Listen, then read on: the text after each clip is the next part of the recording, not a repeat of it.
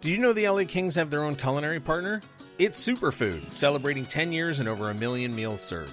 Since 2020, the Kings have trusted Superfood to fuel their players. Now through Simply Lunch, you can bring that same performance-driven food to your office. Because when people eat better, they work better. Visit mysuperfood.com. That's mysuperfd.com. Or call 213-973-6145. Qualified companies can enjoy a free lunch for up to 10 managers. You're listening to All the Kings Men, the official podcast of the LA Kings. Now, here's your host, Jesse Cohen. Welcome to All the Kings Men. Joining me today, former LA Kings player and former coach around the hockey world, Tony Granato. How are you doing today, Tony? I'm good, Jess. I'm doing very well. Thank you. So for Kings fans of a certain vintage, obviously you're well known in LA. How did it come to pass that you are soon to be a broadcaster for the LA Kings? Well, I started broadcasting a few years ago and did quite a bit of stuff with the Blackhawks the last few years. I did some stuff with NHL Network, and in the last 2 years, Luke and actually Rob Blake, when he was still there, were saying, "Hey, you got to come out and do some games for us." And so it finally came where Jimmy Fox is giving up a few games this year, and myself and Ray and Jared Stoll will be chipping in and doing a few games along the way. So I'm excited. It's been, I've always felt, this is the fun part about it, I always felt that ever since I left the organization, that there still was a relationship with somebody, or actually in most cases, lots of the people that were still involved in the organization. Obviously Luke being the president, and then Blakey being there for such a long time, and lots of other guys, Jimmy Hiller now coaching, but lots of other guys along the way. There's always been a connection where you always felt like, even though you weren't part of the organization officially anymore, you still felt like you had enough ties there that it was still a big part of your life. So it's nice to kind of be rejoining them in a different capacity or different role this time, and to do a few games will be very exciting. So let's talk about that connection, because, you know, you played for the Rangers, the Kings, and the Sharks. You're from Chicago, or the Chicago area, I should say. You're involved with the Blackhawks. Of all the different organizations that you've been a part of in your life, do you feel similarly about all of them, or is there something unique about LA? Well, there's definitely something unique about LA, and a lot had to do with that run. A lot had to do with the players that I was able to play with for a long time. I was in LA longer than any other of the organizations. I spent 6.5 years there as a King, all enjoyable ones. And, you know, I think of the teammates, I think of the run, you know, to the finals and coming close to winning that Stanley Cup and having a chance to play with Wayne and Luke and Marty and Kelly. Dave Taylor, I can go on and on of the great people and players that I was able to be teammates with and part of, that you always feel that connection. And when you come that close to winning, you know, everyone says, you know, you win together, you'll have that relationship forever. Well, I felt like that team, even though we didn't win a Stanley Cup, you know, was one of those teams that you just remember everything about them, about how it was such a pleasure to be on that run with them, the fans, the excitement that team brought to LA. It was a pretty special group of people and players. And so that certainly is one of my most fondest memories as a player. And you know, I think of Bruce McNall too, the owner at that time, and you think of Rogie, and you think of all of the people in management that were part of that thing. And that's those are, you know, guys that when I think of them, I think of as being Kings. So very special, obviously. Now, I'm sorry, but you brought up the 92-93 Cup run, and like I said, Kings fans of a certain vintage will remember that run quite well, and so I got to do it. I apologize if it's salt in the wounds. But the final against Montreal, was it as simple as McSorley's stick penalty late in Game 2? Was that actually the turning point? That's not really fair to say that. I think that, you know, one of the you know, things that when you realize you're in Stanley Cup games or playoff games, or you know, there's so many different things that go into it, that our momentum, you know, a switch is for us, either, you know, for us or against us. And Marty's, you know, call on Marty there on timing wise was unfortunate. It did give Montreal momentum, but you know, we had plenty of opportunities to win 4 games in that series. We just didn't get it done. And hats off to Montreal. They did. They won those 3 overtime games in a row. We played well enough to win those games. If you look back on them, you probably would say, we probably should have won at least 2 of those overtime games, if not all 3 of them. So I think the biggest thing you got as a player that was in a situation like that, you can't be disappointed and feel like, gosh darn it, we screwed up. We didn't screw anything up. We had a tremendous run. It was meant to be that the other team was able to finish their chances in overtime. Patrick Waugh played well in their net. Obviously, Kelly played extremely well to get us that far in our run. And, only one team wins. And unfortunately, that year it didn't go quite as well for us. But when we did watch the Kings win 2 championships in the past, decade or so, that was certainly a reward for us that didn't win that year. And we still kind of felt part of it, even though we weren't on that team. It's still our organization from the standpoint that we're alumni. And so I think that, that was very exciting for us to finally see the Kings win a couple. Now, you went straight from a playing career into coaching. Maybe not straight. I think there might have been a year off if I'm looking at your career resume. But you retired at the end of the 2000-2001 season, and you started coaching at the 2002-2003 season. You've been a broadcaster, you've been a coach, you've been a player. As a broadcaster, how much does your experience as a player and a coach inform your current view of the game? Oh, lots of ways. I mean, I try to put myself in different positions, different hats on as a player, as a coach, as a fan, as an analyst. So there's lots of different ways to analyze the game. And I think what I try to do and explain to the fans is things that through my experiences that I would have try to explain it in a way as a player and as a coach and with those different hats on. And hopefully I can do that. I think that's the fun part too. I've been watching a lot of the Kings, obviously watched the game against Chicago and there's lots of fun things to be excited about the Kings. And, you're always thinking somewhat as a coach, because I do talk to Jimmy Hiller a lot. He's still a great friend. I know what he's going through on the bench and trying to get his team, solidified into a playoff spot and getting ready for a playoff run. So there's lots of different ways to look at it through the different experiences that I've had. And the good thing for me is, listen, you said I was able to play and then I was able to coach, and now I'm able to stay in the game. I'm able to be around the people that mean the most to me, and that's the hockey family that has always been with me through. I had some struggles there health wise a couple years ago, and who was there to help me through it? The hockey community. I think of I think a lot of the Kings people in particular, and Luke and Blakey and Jimmy as well. So I think I'm just fortunate enough that the game has been really good to me. I know that's a general saying that lots of players and former players do say, but I'm blessed and to have an opportunity now.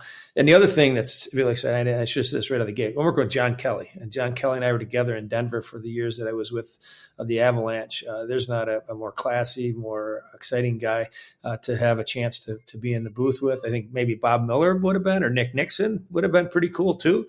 But to have a chance to go along and have the opportunity to work with John will be really exciting. I only met John in, I don't know, maybe August, maybe September. It was at the start of training camp. And like I said, I've only known John a few months, but I was immediately impressed that he was at camp every single day with a notebook. And he was asking, who's this player? What's that player's story? What are his strengths? Wanted to know who was on the minor league team, wanted to know the depth of showed up. And I mean, no disrespect to any other broadcasters, but it's rare, right, for a broadcaster to show up at every single practice, every single camp day, be fully invested. But I mean, yeah, I've been terribly impressed with John Kelly since he got here. Now, you mentioned your health problems. I was going to save this for later, but we might as well dive into it. You and I have something in common, Tony. We both were diagnosed with lymphoma. Okay. I was diagnosed in February. I'm fine, I guess, I hope. How is your health holding up after that? Well, I feel good. I'm just past my 1-year checkup. I got my Congratulations. Thank you. I got my 3-month checkup coming up next month, so that'll be the start of the second year of every 3-month checkups. But I feel good. The energy's good. it took a while after the treatments to kind of get that energy back. I think the game of hockey, I'm going to say this again, the game of hockey was a great medicine for me because I continued to work. I did my NHL Network stuff. I did my Blackhawk stuff. I did some stuff on the radio. So I had a purpose every single day besides thinking about the treatment and, worrying about what medicines were going in me. I was worried about, the next game or the next opportunity to talk hockey. And that was really helpful for me in kind of, making it go a little bit faster. And then also too, just, the people that I was able to connect with gave me energy. And so that part of the hockey world, I guess, until you become sick, you don't realize the importance that it has and the effect that it has on you from energy and mental standpoint. And I was very obviously grateful for that. So, but thank you. And how are you? Are you in treatment right now? Are you? No, I finished in August. I have my second PET scan scheduled in a week or two to find out if everything is staying stable. And I feel fine. I mean, I have a cold right now. It's the first cold I've had since the diagnosis, so I'm a little paranoid about that. But basically, I think I'm fine. Yeah, I mean, I every time I go in, you look at the appointment date. Okay, it's coming up. It's 2 weeks away, and you're thinking, oh, geez, I feel really good. And then you start to think, okay, I feel as good as I think I feel. Yep. And then the doctors, the medicine, I guess having it at the time we have it instead of having it even 10 or 15 years ago, we're really lucky because of all the case studies and all of the research and new drugs and things that are out there to help us. I feel good about, where we're both at, even though I don't know a whole lot about your situation, timing of it. And I'm glad you are doing well. And I will put you in prayers like the rest of the hockey world did for me during my treatment. Well, speaking of the hockey world, so one of the people that was tremendous help to me was the wife, Sarah, of a journalist, Josh Cooper, who used to work for Yahoo Sports and The Athletic.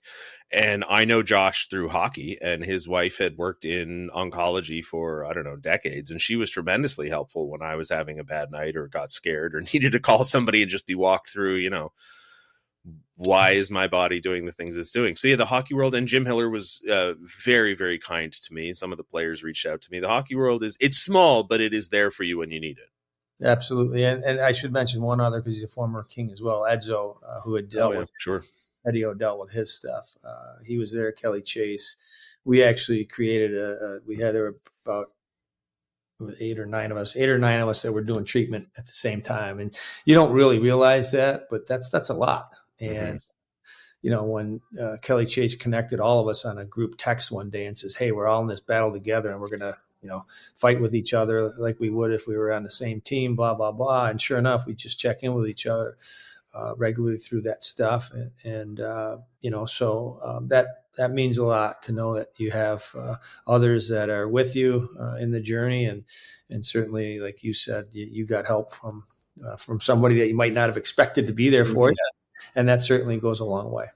Now, you mentioned the hockey family. It's a little more literal in your sense because your sister, Tony Granato, obviously, famous in the hockey world in her own right, but a former Kings broadcaster. And her husband, your brother-in-law, Ray Ferraro, who we just spoke to a couple weeks ago. Family member. I know.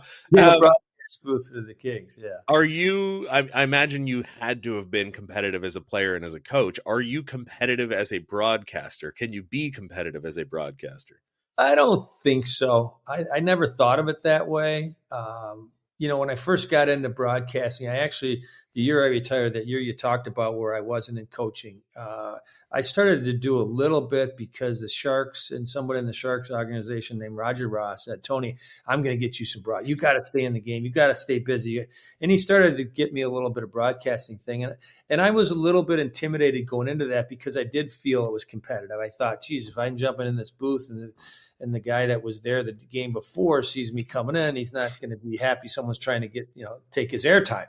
So I felt a little bit of that as a new broadcaster, and this is, 30 years ago.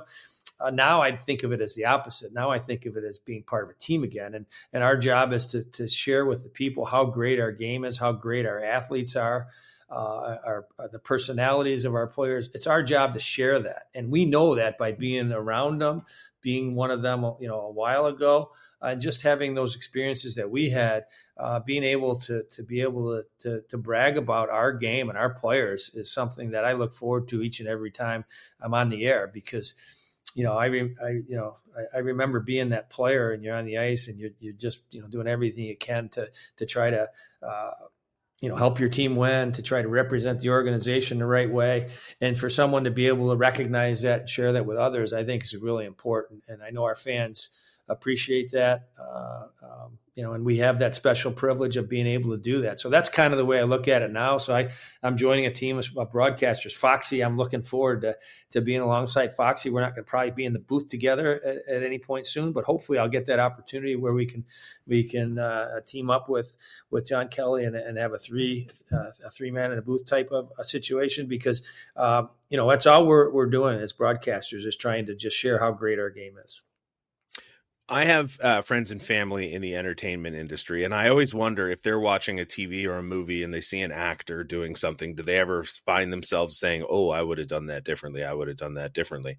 When you're broadcasting and you're watching a coach, do you ever find yourself thinking, oh, this, what are they doing? I would have done this. I would have called a timeout there. I would have pulled the goalie earlier, whatever it might be. Yeah, but the other part that I realize is that if you're not on that bench, you might think, from 200 feet up in the press box, or from, watching on television, you don't know everything that's going on that bench on what, went into that decision or not that decision. So I respect the coaches, knowing that they have way more of an understanding and feeling for what's happening in that moment. There was an example last night. I'll give you a perfect example. John Tortorella did it absolutely brilliant. In the Blackhawk game, Connor Bedard jumped around CC on that power play, and Stevie Levy set him up to try to blame CC for not covering him there. And John says, hey, I'm not doing that. There's no way I'm doing that. I don't know what his responsibilities were on the PK. I don't know what the coach told him. So for us to be overcritical of a player in a certain situation, especially in a tactical situation, we might think we know what the coach is saying, but it could be something completely different. So you kind of try to stay away from that, and you try to promote the skill. You try to promote why the goal was scored, or why the play was made. And then you could maybe kind of shift in there. Well, if the defenseman read it this way, he wasn't able to pick up the fact that there was another player coming late, whatever. You just try to point out the positives. Again, everything happens so fast on that ice. You could watch on that replay and watch it on the television over and over. And you think exactly, if you dissected it slow, well, the guy should have put his stick here and he should have done this, he should have done that. Well, first of all, the guy with the puck's got a lot of skill, and there's a lot of things happening fast out there. So I think that's really important to keep that in mind when you are talking about players or a play that happens. You've had a lot of experience in a lot of very different markets, right? San Jose, LA, New York, Chicago, very different hockey markets. At the end of the day, hockey fans are still kind of hockey fans. What do you make of the LA hockey market, and does that change the way you approach a broadcast, knowing that you're talking to a fan base that maybe hockey isn't as woven into the daily experience as, say, like New York or Chicago or one of the original? Yeah. I thought that the same way you just explained that when I got out to LA. And then as I went along, I go, man, these fans are so passionate. They actually are more educated because they want to learn in different ways, and they grasp for every type of information that they can get. So I don't know that it's a whole lot different. I think ultimately hockey fans, wherever you are, you love the game because you love the sport, you love the action, you love the players, you love the competitiveness and the intensity, and really the spectacle of being in the building and the energy that it provides. So I do agree with you. There's more experienced fans in different places, or they think maybe they know more than certain franchises fans do. But ultimately, all I know is the fans of LA when I was there, and whenever I come back. Their excitement and their enthusiasm for their team and their appreciation. And this is, I'm not Wayne Gretzky or Luc Robitaille or Rob Blake or Kelly Rudy. I can't walk into a building and everyone say, "Oh, there's Kelly, there's Marty, there's whatever," But when people do have an opportunity to say, "Hey, I watched you guys play in '93. I loved your team, and I thank you for that run that you gave us, because that really got us and gave us the appreciation and love for hockey." That means a lot. And when fans do say that and do pat you on the back to say, "You know what? Your team or the guys that you played with are what made me the biggest fan of this sport, and it's given me so much joy over the years." That's really powerful and meaningful to me, and I know it is to the other players as well. I was probably the perfect age for that cup run. I think I was 15, 16 when you guys made that run in 92, 93, and I've talked to other Kings fans about this. There are these sort of tentpole moments in franchise history where you can see a huge influx of fans, right? And it's 92, 93, 2000, 2001, 2012, obviously 2012 to 2014. But yeah, the 92, 93 run, obviously was huge, not only because of the way the league was evolving and the way cable was evolving and the way the world was going and just the dramatic nature of it all. When you played, you dealt with pretty unique health issues, and there were some pretty unique solutions to those issues. Then as a coach, you found yourself on the other side of the bench. Now as a broadcaster, do you find yourself staying up to date on how the game is changing and how the approach to head injuries, obviously, for example, have changed over the decades? Absolutely. As a fan and as somebody that cares as much about the game as I do, and it's still, like you say, every day, it's part of my life. You always, you're interested in finding out how certain things are kind of trending. That would probably be the right way. The head stuff that, all started probably early 2000s. People became more aware of the long-term effects of it and the different things about when you play through a concussion, you're liable to whatever, have secondary effects.